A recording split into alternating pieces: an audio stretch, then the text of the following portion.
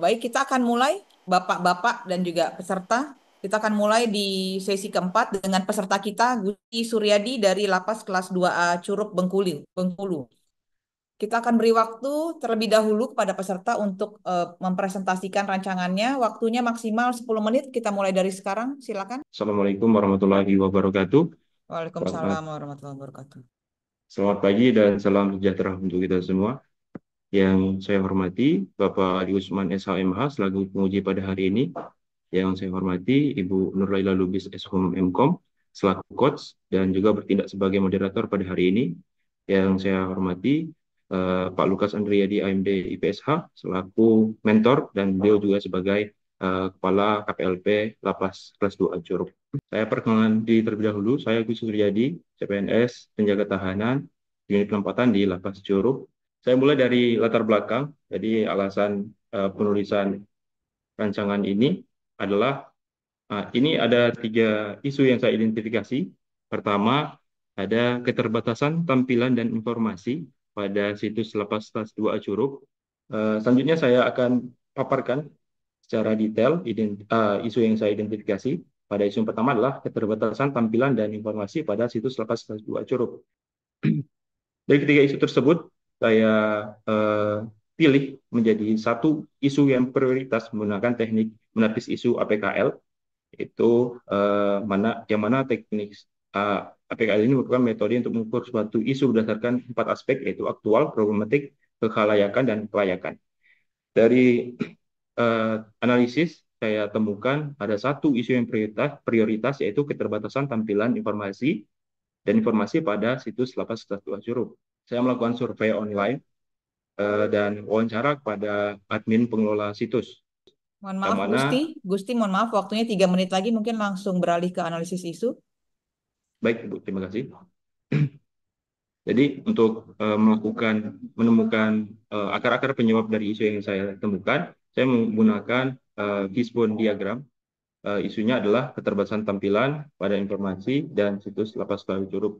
Setelah isu yang saya temukan, saya memberikan 3 alternatif gagasan pemecahan isu. Yang pertama adalah optimalisasi tampilan dan kesediaan informasi pada situs Lapas Kelas 2 Curug.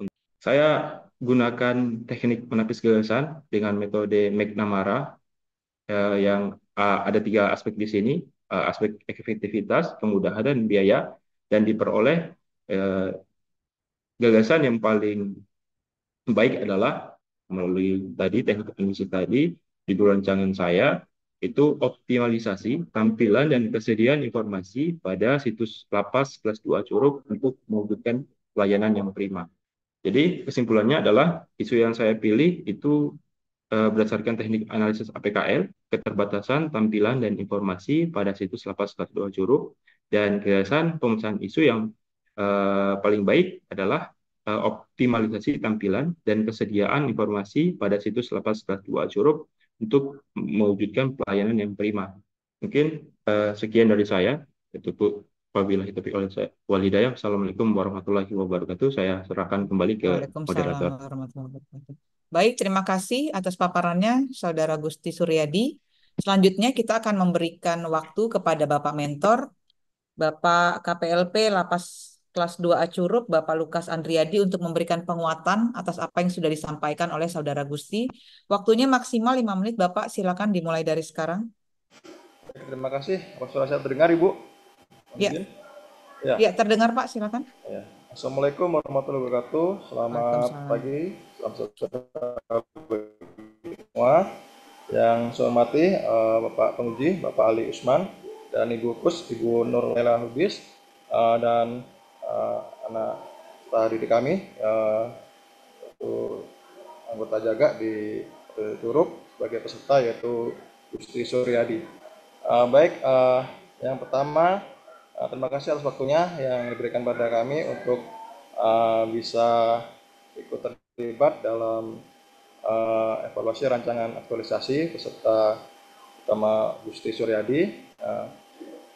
Dari hal yang disampaikan dari Gusti Suryadi memang benar adanya ada keterbatasan yang ada dalam Lapas Curug. Terutama tadi mungkin yang difokuskan adalah untuk tampilan dan juga kesediaan pada situs terutama website gitu ya. Pada dasarnya Lapas Curup sudah mempunyai tim dengan adanya website itu lebih mempermudah Lapas Curup bisa memperkenalkan bahwa lapas sudah ada perubahan yang menuju yang lebih baik. Mungkin itu saja Ibu, kami silakan selanjutnya pada. Baik, terima kasih Pak Mentor atas penguatannya. Selanjutnya kita akan memberikan waktu kepada Bapak penguji untuk memberikan tanggapan, saran, kritik, dan juga tanya jawab kepada peserta. Waktunya maksimal 10 menit, Bapak, disilakan dari sekarang. Baik, Ibu Kus, terima kasih. Selamat pagi, Pak Lukas. Ya, selamat pagi, Mas Gusti. Baik, Bu Kus, mungkin saya tidak banyak. Saya seperti biasa, saya lebih akan lebih mendalami terkait dengan substansi yang akan diaktualisasikan. Terkait metode teknik isunya, saya tidak akan bahas. Nah, pada pembimbing atau mentor sebelumnya menyampaikan bahwa ini jangan hanya sekedar rancangan saja, tapi betul-betul memang diaktualisasikan nantinya. Nah, pertanyaan saya nih, selain bertugas sebagai penjaga tahanan, sehari-hari itu Mas Gus itu mengerjakan apa? Kalau boleh tahu. Baik, Bapak. Saya pada saat ini diperbantukan di tim Humas. Jadi di SK-nya itu sebagai konten kreator, Bapak. Oh, langsung. Membantu. Jadi konten kreator juga ya. Kemudian ini kan ada kepedulian ya, Mas Gusti terhadap website-nya. Baik, izin menjawab, Bapak. Jadi pertama kali timbul ide ini dari ketika saya orientasi di Kanwil, Bapak. Jadi setelah selesai orientasi, saya tahu penempatan di Lapas Curup. Saya coba cari tahu tentang Lapas Curup, data pejabatnya, kalapas dan lain-lainnya seperti itu, Bapak. Pertama saya buka di IG, di media sosial lainnya, ini masih tertimbun dengan berita-berita lainnya, konten-konten lainnya, Bapak. Jadi saya sulit. Jadi saya terpikir untuk buka website lapas karena memang idealnya di website itu tersedia profil pejabat kan, Bapak. Kalau saat ini yang melakukan pengelolaan website itu tersendiri orang yang khusus atau tim humas? Baik, sebenarnya di lapas ini kan nggak ada memang divisi khusus untuk tim humas. Tapi di Lapas Curup sendiri sudah dibentuk, tetapi sifatnya mereka yang ada di humas ini memiliki tugas ganda.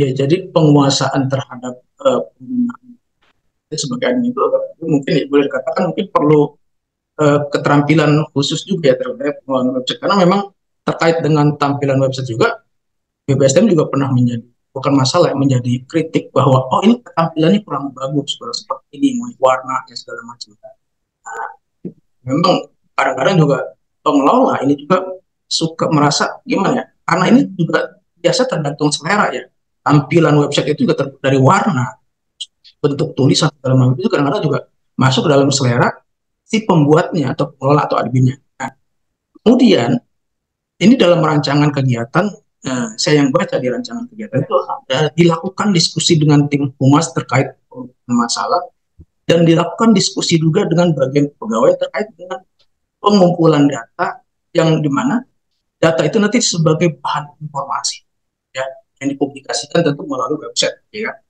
Nah, dalam aktualisasi nanti pembuatan tampilan dan ketersediaan informasi yang nantinya akan diinput ke dalam website ini akan dikerjakan oleh Mas Gusti sendiri ataukah dibantu tim humas atau admin yang lain? Itu. Baik, Bapak. Jadi kalau proses penginputannya mungkin nanti saya sendiri, Bapak, mungkin akan meminta beberapa bantuan dari tim humas karena kebetulan di Kepegawaian juga humas, Bapak. Tapi kalau proses penginputan data itu mungkin akan saya lakukan sendiri.